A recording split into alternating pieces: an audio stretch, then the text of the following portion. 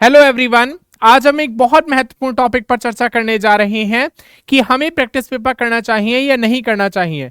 जब मैं अपने एग्जाम टाइम में था तो इन बात पे कंफ्यूज रहता था कि क्या मैं अनसॉल्व पेपर को उस हिसाब से 3 घंटे की बॉन्डिंग बनाकर हल करूं या ना करूं।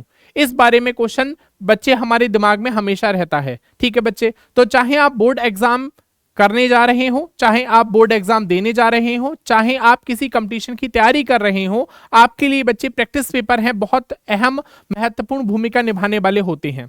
ठीक है बच्चे, जो प्रैक्टिस पेपर होते हैं वास्तविकता में वो किसी भी एग्जाम की जान होते हैं, किसी भी एग्जाम की वास्तविक सोल होते हैं। ठीक है, आत्मा होते हैं।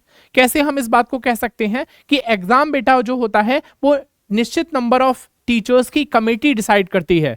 तो उनके दिमाग में जो जो क्वेश्चंस आते हैं उन क्वेश्चंस को वो रैंडमली लिखकर पेपर बनाकर देते हैं और बोर्ड उसके हिसाब से कई सारे सेट्स को आपस में मिला के संयोजित करके एक पेपर को बनाता है। इसी प्रकार से आपके सातों पेपर, सातों सेट बोर्ड एग्जाम में डिसाइड होते हैं।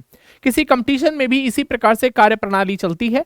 कई सारे एग्जामिनर मिलकर क्वेश्चंस को बनाते हैं और उन एग्जामिनर्स की क्या साइकोलॉजी है, उनकी क्या समझ है, उसे हम केवल उनके प्रैक्टिस पेपर के माध्यम से ही उन्हें बच्चे हम देख सकते हैं, भांप सकते हैं।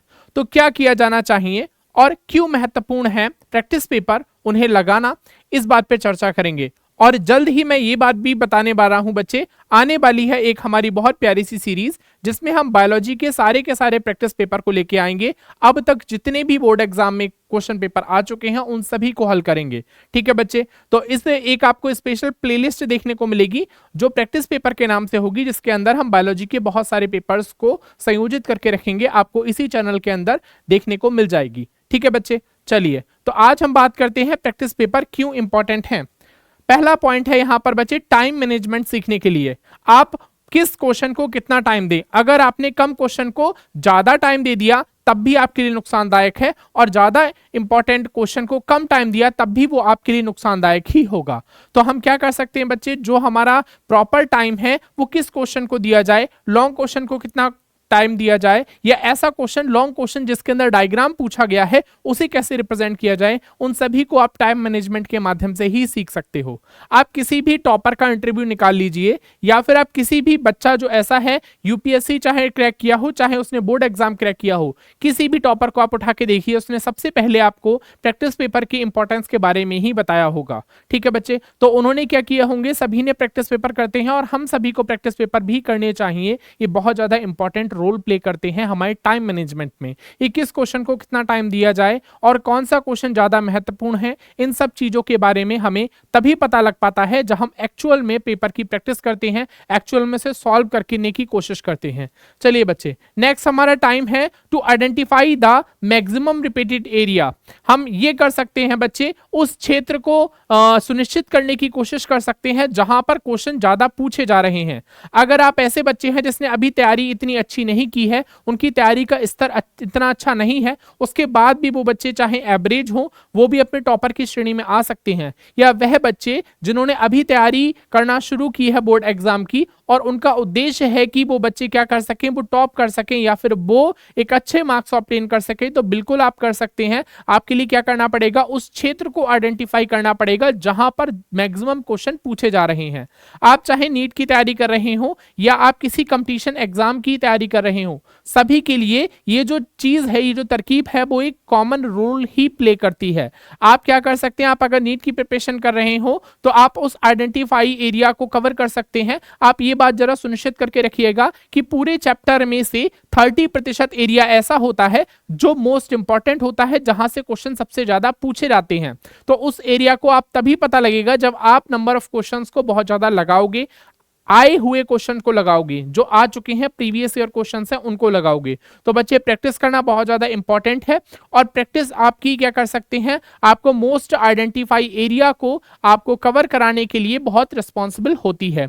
तो आप प्राप्त कर पाएंगे वो महत्वपूर्ण क्षेत्र जहां से क्वेश्चन पूछे जाते हैं किसी भी कॉम्पिटिटिव एग्जाम में। ठीक है बच्चे, चलिए अगला पॉइंट हम देखते हैं क्या कर सकता है प्रैक्टिस पेपर। आपकी जितनी भी गलतियां हो रही हैं उन्हें मिनिमाइज कर सकता है। जैसे आपने कभी कभी क्या करा, आपने न्यूमेरिकल फिजिक्स का आप जब करते हो तो वहां पर आपको किसी क्वेश्चन को करने में एरर आ जाती है, गलती हो जाती है, तो आप उसे कैसे मिनिमाइज कर सकते हो बच्चे, उस टाइप के क्वेश्चंस को लगाकर। ठीक है, कैसे क्वेश्चंस पूछे जा रहे हैं, चाहे फिजिक्स हो, केमिस्ट्री हो, बायोलॉजी हो, या इवन कोई भी सब्जेक्ट हो, इंग्लिश हो, आपका हिंदी हो, वहां पर आप अगर मिनिमाइज करना चाहते हो अपनी गलतियों को तो एक बार आप प्रैक्टिस पेपर जरूर लगा के देखो। मेरी ये एडवाइस रहती है कि बोर्ड एग्जाम के बच्चे जो जो तैयारी कर रहे हैं वो सभी लोग कम से कम एक अपना प्रैक्टिस पेपर, एक या दो प्रैक्टिस पेपर के लिए बिल्कुल वैसे तैयारी करें, वैसे मोड पर बैठें कि मान लीजिए उनका कल ही एग्जाम है और वो उस पूरे के पूरे पेपर को लिखने बैठे हैं। ठीक है, इस वजह से क्या होगा बच्चे, आपके दिमाग में प्रेशर नहीं रहेगा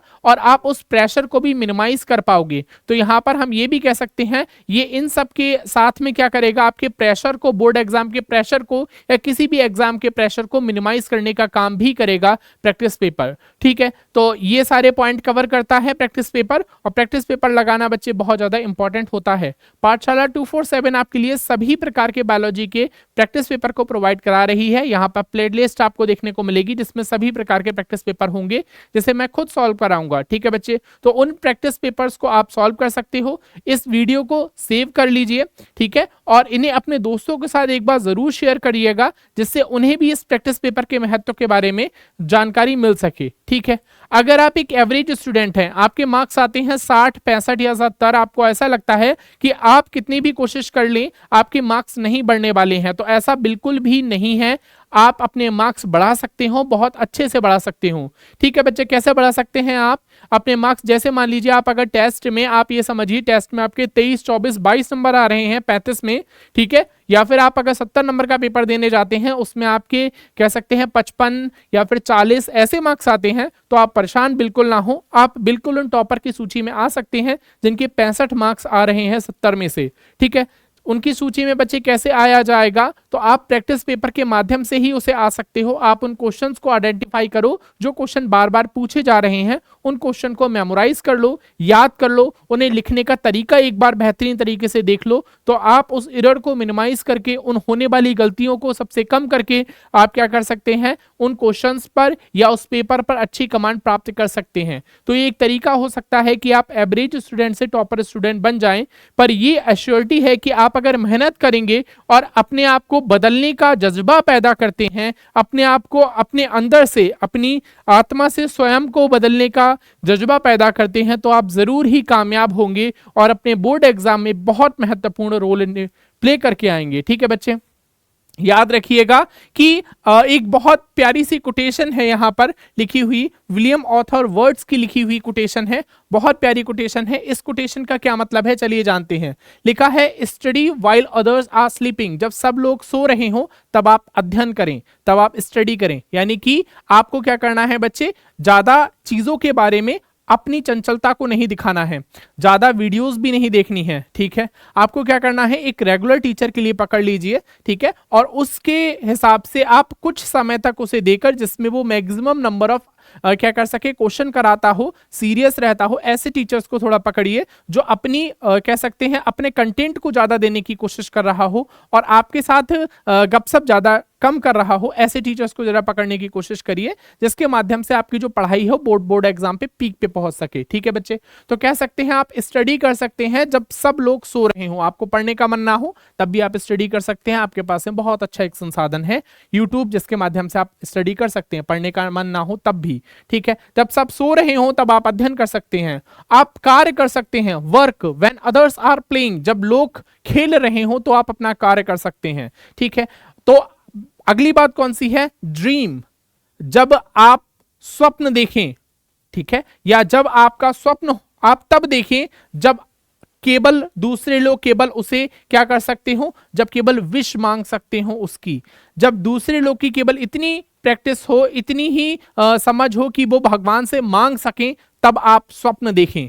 ठीक है। और ये जरूर आप कह सकते हैं ये एक कारगर कोटेशन रहेगी अगर आपने इसके मतलब को, इसके तथ्य को समझ लिया कि आप पढ़ें तब जब सब लोग सो रहे हों, आप खेलें, आप काम करें तब जब सब लोग क्या कर रहे हों, खेल रहे हों, और आप स्वप्न तब देखें जब केवल सब लोग सिर्फ सोच पा रहे हों, तब आप उसके बारे में स्वप्न देख रहे हों। तो ये आपके लिए एक कामयाबी का एक बहुत पॉजिटिव साइन होगा।